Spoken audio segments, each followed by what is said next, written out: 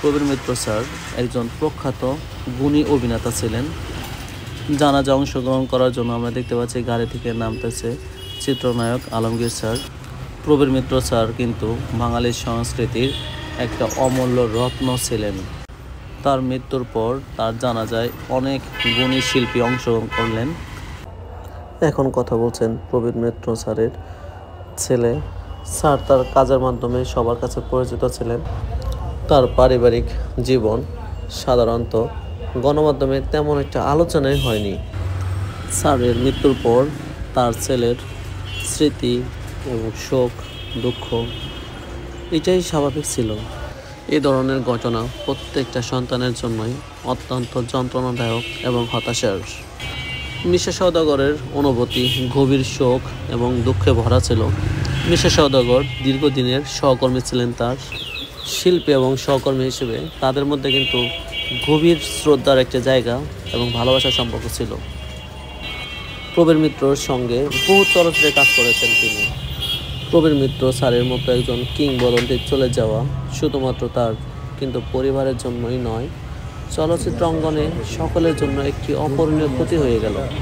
অভিনেতা সুব্রত বলেন, তিনি এক অপূরণীয় অভাব বা ক্ষতি অনুভব করতেছেন। বাংলা চলচ্চিত্রে এক বড় এক নাম এবং তার চলে যাওয়া কেবল পরিবার ও ঘনিষ্ঠ বন্ধুদের জন্যই নয়, বরং পুরো চলচ্চিত্র জগতের জন্য এক বিরাট ক্ষতি। এখন কথা বলছেন অভিনেত্রী মুক্তি।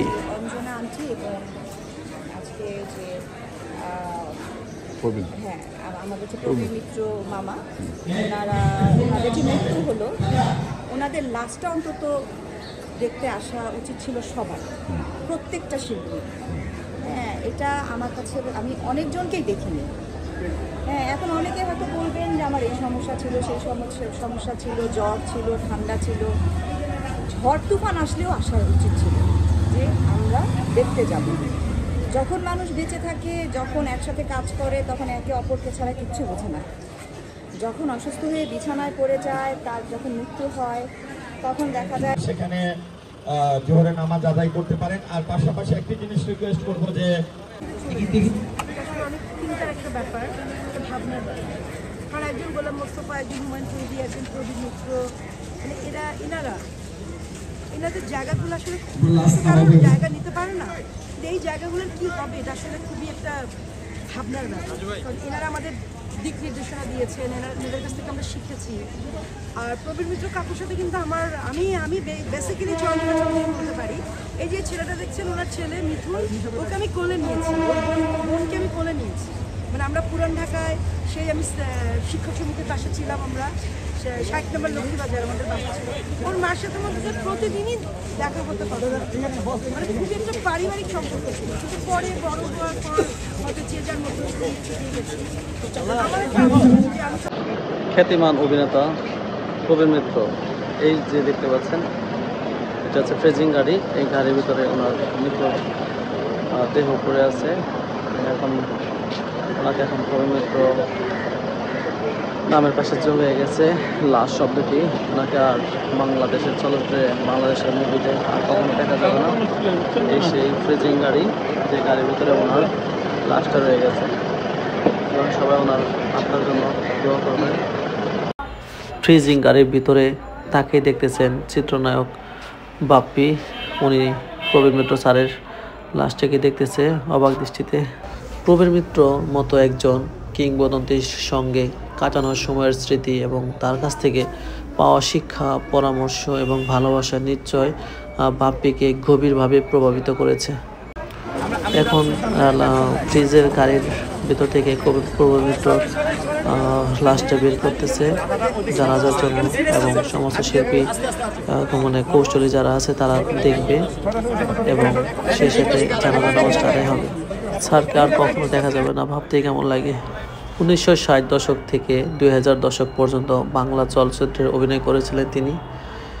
তার শক্তিশালী অভিনয়ের জন্য পরিচিত ছিলেন এবং একাধিক চলচ্চিত্রের তার শক্তিশালী উপস্থিতি দর্শকদের মন কেড়েছিল। অনেক দর্শকেরই সে প্রিয় অভিনেতা ছিলেন। তার অভিনয় দক্ষতা এবং চরিত্রের গভীরতা তাকে অনেক পুরস্কার এবং সম্মান এনে দিয়েছে। এই মঞ্চে রাখা হয়েছে পবিত্র মিত্র স্যারের লাশ, একে একে পরিচালক, তারপর শিল্পী, বিভিন্ন অঙ্গ সংগঠনের তার প্রিয় লোকজন তার লাশটা একে অপরের দিকে দেখতে আসতেছে। তার মৃত্যুর পর বাংলা চলচ্চিত্র অঙ্গনে শোকের ছায়া নেমে এসেছে, কারণ তিনি ছিলেন একজন অগ্রণী অভিনেতা যিনি চলচ্চিত্রের শৈলী ও দৃষ্টিভঙ্গির উন্নতিতে গুরুত্বপূর্ণ ভূমিকা পালন করেছে সবসময়ই। গুলজার ভাইও চলে আসছে তার লাশ দেখতে। বিভিন্ন পরিচালকগণ একের পর এক সিরিয়ালে তার লাশ শেষ দেখা দেখতেছে। কিছুক্ষণের মধ্যেই অনুষ্ঠিত হবে জানাজার নামাজ, তাই সবাই জানাজা নামাজের আগে চিরদিনের মতো প্রিয় সহকর্মী, প্রিয় মানুষ, প্রিয় ব্যক্তিত্ব, গুণী শিল্পীকে এক নজরে দেখে নিচ্ছে। তার মৃত্যু কেবল পরিবার ও ঘনিষ্ঠ বন্ধুদের জন্য নয়, বরং চলচ্চিত্র জগতের সবার জন্য একটা অপূরণীয় ক্ষতি হয়ে গেল। তার ক্যারিয়ারের মাধ্যমে বিখ্যাত ছবি উপহার দিয়েছেন, তার মধ্যে উল্লেখযোগ্য হচ্ছে অঙ্গরাগ 1969, শ্বশুরবাড়ি জিন্দাবাদ 2001, পদ্মার আয়না 1998, হারমোনি 2009, এরকম আরও অনেক ভালো ভালো সিনেমাতে উনি অভিনয় করেছিলেন।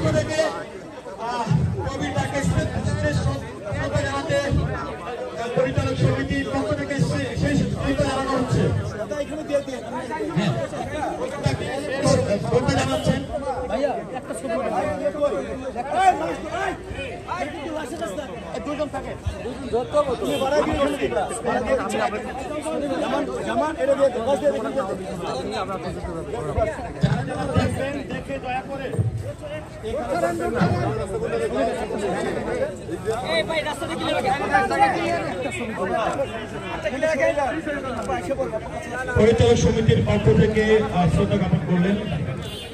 আমরা এই মঞ্চ দেখতে পেলাম।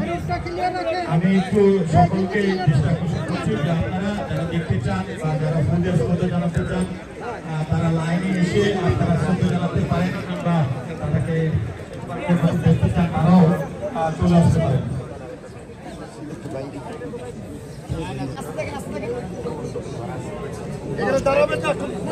Bangladesh film development corporation BFDC গভীর শোক ও দুঃখ অনুভব করেছে।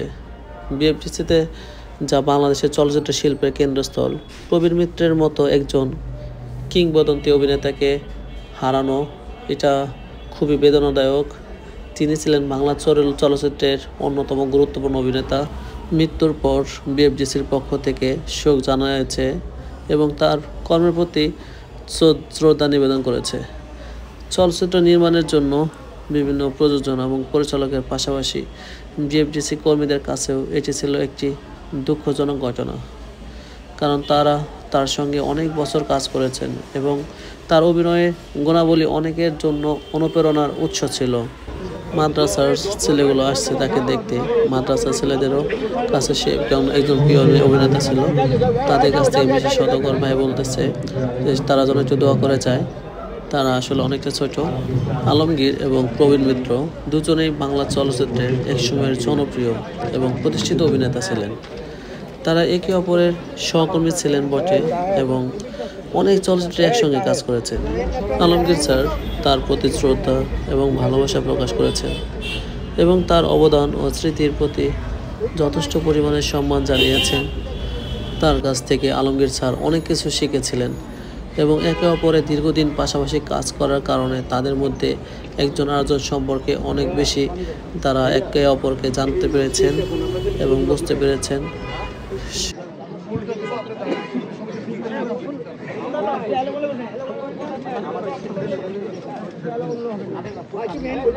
এখন জানাজার নামাজের জন্য প্রস্তুতি নিচ্ছেন সবাই।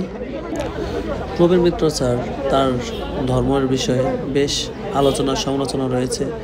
সে কিন্তু নর্মালি সে একটা হিন্দু ধর্মে জন্মগ্রহণ করেছিলেন, কিন্তু পরবর্তীতে তিনি ইসলাম ধর্ম কিন্তু গ্রহণ করেন। এখন শিল্প সমিতির পক্ষ থেকে চিত্রনায়ক আলমগীর, এপাশে বিশেষ সদকর, ওপাশে তাইব স্যার, ওনারা সবাই মিলে ফুল দিয়ে শেষ শ্রদ্ধা জানাচ্ছে। স্যারের মুসলমান হওয়ার পেছনে সঠিক কারণ আমরা বা কেউই এটা সঠিকভাবে জানে না। এটা নিয়ে অনেক সমালোচনা রয়েছে। ধর্ম পরিবর্তনের তথ্য সম্পর্কে নির্ভরযোগ্য কোনো প্রকাশিত উৎস বা সাক্ষাৎকার পাওয়া যায়নি। তবে বিভিন্ন সূত্র থেকে জানা গেছে যে তিনি বিভিন্ন জীবনের এক পর্যায়ে ইসলামে আগ্রহী হয়ে উনি ইসলাম ধর্ম গ্রহণ করেন। এই পরিবর্তন তার ব্যক্তিগত জীবন ও বিশ্বাসের একটি গুরুত্বপূর্ণ দিক ছিল এবং এটি তার বক্তাদের মধ্যে আলোচনার বিষয় কিন্তু ছিল। আলমগীর স্যার শুধু উনি খাট ধরে আছে, ওনাকে ছাড়তেছে না, যেন মনে হচ্ছে উনি কি যেন হারিয়ে ফেলেছে।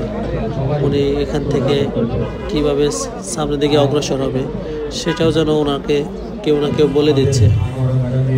অনেকেই বারবার দেখতে আসতেছে, একবার দেখেও যেন স্যারকে তাদের দেখা শেষ হয়নি, তারা একাধিকবার ঘুরে ঘুরে আবার দেখতে আসতেছে। প্রবীর মিত্র স্যারের মৃত্যুর পর বাংলাদেশ চলচ্চিত্র শিল্পী সমিতির গভীর শোক এবং দুঃখ অনুভব করেছে। তিনি ছিলেন বাংলা চলচ্চিত্রের একজন গুরুত্বপূর্ণ অভিনেতা, যার অবদান অনেক বছর ধরে চলচ্চিত্র জগতের বিশেষ ভূমিকা পালন করেছে। চলচ্চিত্র জগতে বিশেষ ভূমিকা পালন করার কারণে শিল্পী সমিতিতে তার অবদান অনেক বেশি ছিল। শিল্পী সমিতি তার মৃত্যুতে গভীর শোক প্রকাশ করেছে এবং তার পরিবারের প্রতি সমবেদনা জানিয়েছে। তারা তার কর্ম এবং অবদানের প্রতি শ্রদ্ধা জানাতে স্মরণসভা, শোক প্রকাশ সহ তারা বিভিন্ন অনুষ্ঠানের আয়োজন করেছে।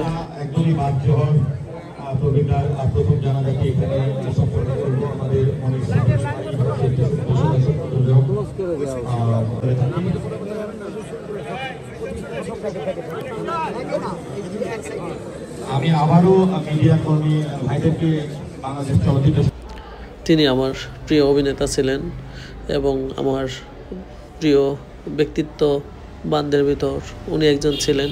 ওনার চলে যাওয়া আমি কোনোভাবেই মেনে নিতে পারিনি।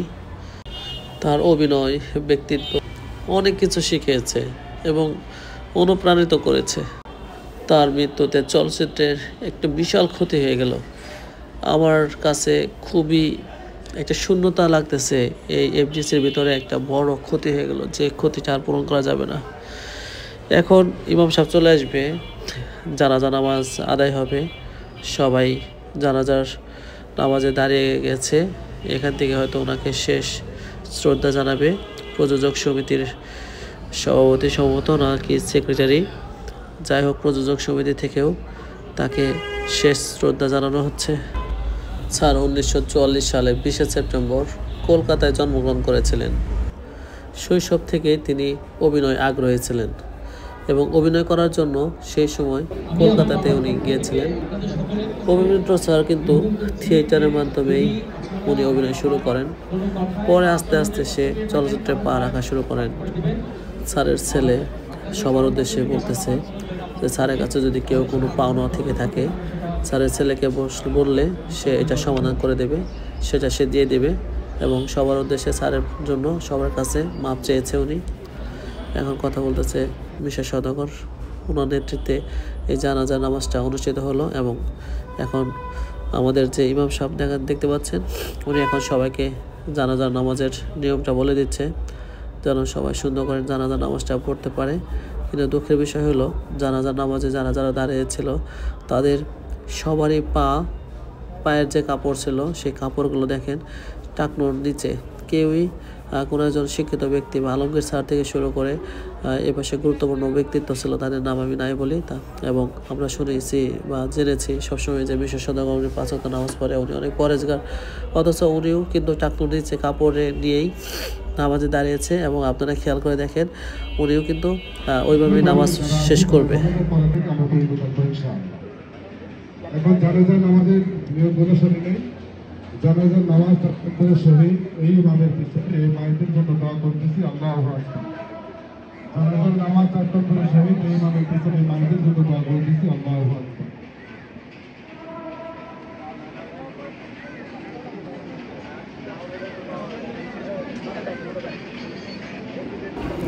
অল্প সময়ের মধ্যেই জানাজা নামাজ শুরু হয়ে যাবে। সবাই সোজা হয়ে দাঁড়িয়েছে লাইন সোজা করে। এখন ইমাম সাহেব শুরু করে দিচ্ছে।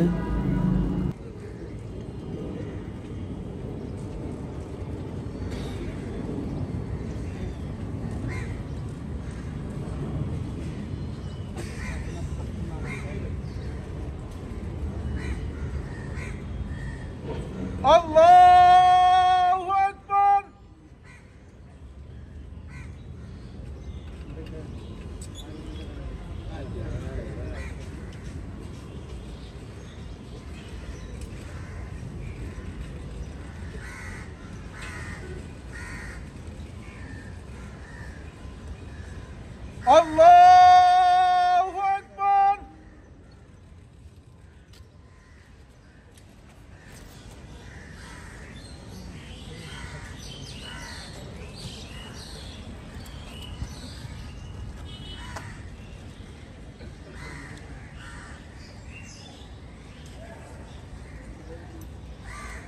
আল্লাহু আকবার। আসসালামু আলাইকুম ওয়া রাহমাতুল্লাহ।